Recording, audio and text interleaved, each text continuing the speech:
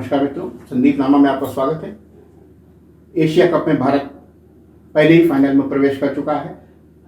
28 सितंबर यानी कि रविवार को उसका मुकाबला चिरपरिचित प्रतिद्वंदी, पुराने प्रतिद्वंदी पाकिस्तान के साथ होगा। एक रोमांचक और बेहतरीन मैच होने की पूरी संभावना है। लेकिन उससे पहले बात करना ज़रूरी है श्रीलंका और भारत के बीच हुए मैच की। दिलचस्प रोमांचक मैच हुआ जिसमें भारत को वाकई पहली बार एक करारी टक्कर झेलनी पड़ी। श्रीलंका ने भरपूर संघर्ष किया और एक तरह से भारत को शिकस्त की दहलीज पर ले आई। पहले बल्लेबाजी करते हुए भारत की तरफ से 5 विकेट खोकर 202 रन बनाए गए निर्धारित 20 ओवरों में। अभिषेक शर्मा ने एक बार फिर बहुत अच्छी बल्लेबाजी करी। उन्होंने 31 गेंदों पर 61 रन बनाए, जिसमें 8 चौके और 2 छक्के शामिल हैं। संजू सैमसन ने भी अच्छी बल्लेबाजी की। उन्होंने 23 रन बनाए। उन्होंने 23 गेंदों पर 39 रन बनाए, जबकि तिलक वर्मा ने एक बार फिर अपनी लय बरकरार रखते हुए, अपना रिदम बरकरार रखते हुए 34 गेंदों पर 49 रन की पारी खेली। अंत में अक्षर पटेल का कैमियो, जिन्होंने 15 गेंदों पर 21 रन बनाकर भारत को 202 रन के स्कोर तक पहुंचा दिया। क्योंकि पहली बार इस एशिया कप में भारत किसी टीम ने 200 का आंकड़ा पार किया था, इसलिए ये लग रहा था कि भारत ये मैच बहुत आसानी से जीत लेगा। लेकिन श्रीलंका, जिसके पास खोने को कुछ नहीं था लेकिन पाने के लिए अपनी एक साख थी, अगर वो भारत को इस मैच में हरा देता तो उसकी साख बनी रहती। इसी दृष्टिकोण को लेकर बड़े पॉजिटिव अप्रोच के साथ श्रीलंका की टीम मैदान पर उतरी और जिस तरह से उन्होंने भारतीय गेंदबाजों की धुनाई की है, कप्तान सूर्य कुमार सहित पूरी भारतीय टीम के पसीने छूट गए। पथुम निशंका ने जबरदस्त बल्लेबाजी करी है। किसी गेंदबाज को उन्होंने नहीं छोड़ा। 58 गेंदों पर 6 छक्कों की सहायता से उन्होंने 107 रन बनाए। कुशल मेंडिस 0 पर आउट हो गए थे, लेकिन कुशल परेरा ने 31 गेंदों पर 58 रनों की बेहतरीन पारी खेली और वो स्टंप आउट हुए। वरुण चक्रवर्ती की गेंद पर स्टेप आउट करके उन्होंने उसको लॉन्ग ऑन के ऊपर से मारने की कोशिश की, वो बीट हुए और बाकी का काम सैमसन ने किया। संजू सैमसन ने उनको स्टंप आउट कर दिया। लेकिन पथुम निशंका और कुशल परेरा ने भारतीय टीम के छक्के छोड़ा दिए, जबरदस्त बल्लेबाजी की और एक तरह से जीत श्रीलंका की झोली में ले आए थे। लेकिन भारतीय टीम ने अपना धीरज नहीं खोया और पथुम निशंका और कुशल परेरा के आउट होने के बाद थोड़ा सा शनाका ने प्रतिरोध किया भारतीय गेंदबाजी का, लेकिन पूरी टीम 202 रनों पर आउट हो गई।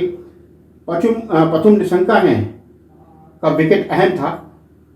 एक लेग स्टंप की गेंद को उन्होंने शॉर्ट फाइन लेग की तरफ खेला और वरुण चक्रवर्ती ने बहुत अच्छा कैच लेकर उनको वापस पवेलियन भेजा।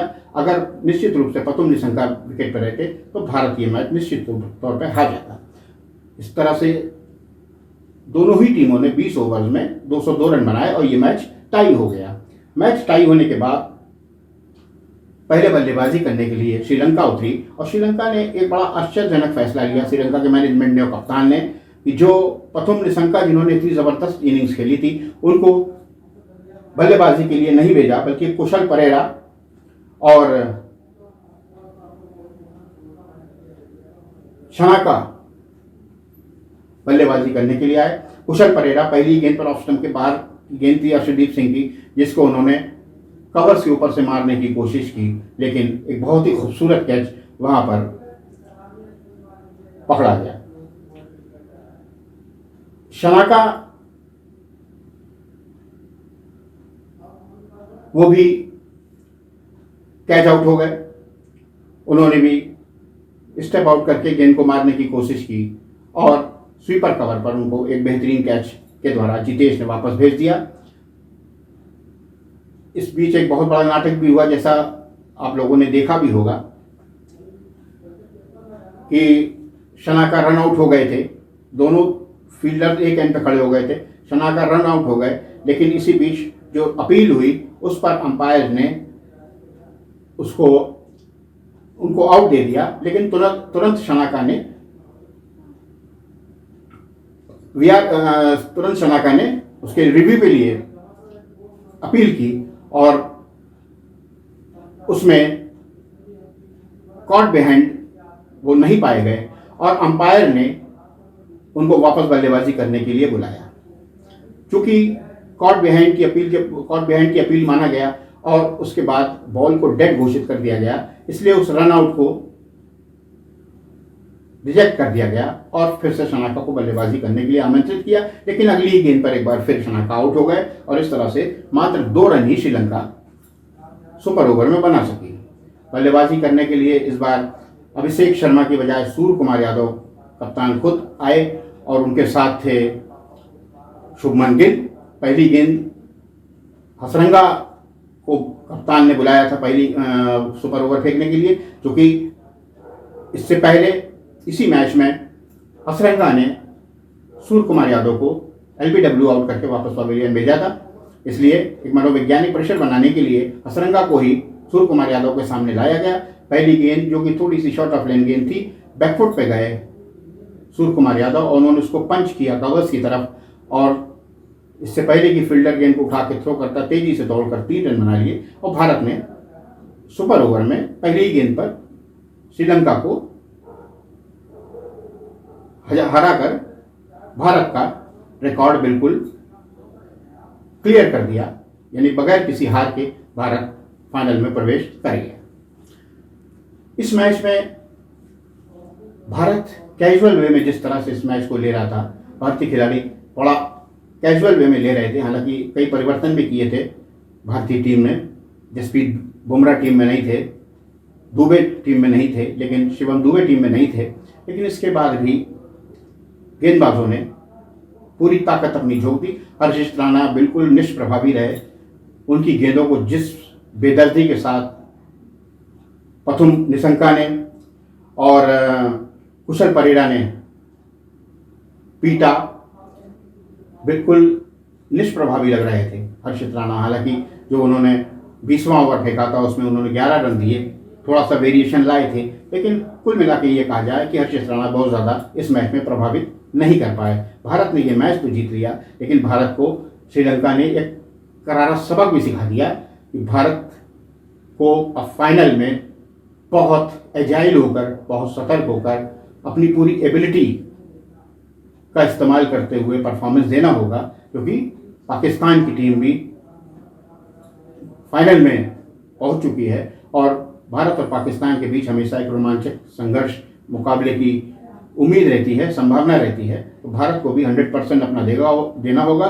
कल भी भारत की फील्डिंग कोई बहुत अच्छी नहीं रही, कल कई रनआउट मिस हुए, बहुत अच्छी फील्डिंग नहीं कहा जा सकता है और इसमें निश्चित रूप से भारत को सुधार करना होगा। सूर्य कुमार यादव कप्तान को एक बार फिर बड़ी इनिंग्स खेलनी होगी। पूरे एशिया कप में उनका प्रदर्शन कोई बहुत खास नहीं रहा है। अभिषेक शर्मा, शुभमन गिल, संजू सैमसन जो कि अच्छी लय में नजर आ रहे हैं, तिलक वर्मा खासकर जिस तरह से ये युवा बल्लेबाजी कर रहा है, बिल्कुल निडर होके अपना नेचुरल गेम खेल रहे हैं, ये बहुत बड़ी एक जिसे कहना चाहिए एक बून है भारतीय टीम के लिए। इस समय तो भारत की टीम बहुत संतुलित है, लेकिन इस श्रीलंका के साथ इस मैच में भारत ने बहुत सबक सीखे हैं। भारत की बॉलर्स को भी ये एहसास हो गया है कि उनको कहाँ सुधार करना है। जिस आसानी से पथुम निशंका ने और कुशल परेरा ने उनकी धुनाई की, इससे कुछ ना कुछ सबक तो भारतीय गेंदबाजों ने जरूर लिया होगा। फाइनल में जसप्रीत बुमराह टीम में जरूर होंगे ही होंगे। जसप्रीत बुमराह के रहने से भारतीय टीम संतुलित नजर आती है, ताकत नजर आती है भारतीय गेंदबाजी में। हालांकि निष्पक्ष रूप से ये कहना होगा जसप्रीत बुमराह भी एशिया कप में बहुत ज़्यादा प्रभाव नहीं छोड़ पाए हैं। जो उनकी कैलिबर है, जो उनका एक साख है दुनिया में उनकी गेंदबाजी की, वो उसके समकक्ष अपना प्रदर्शन नहीं कर सके हैं। तो फाइनल में जसप्रीत बुमराह, सूर्य कुमार यादव को भी अपने प्रदर्शन में सुधार करना होगा और अगर ऐसा होता है तो भारतीय टीम निश्चित रूप से ये एशिया कप जीत सकती है।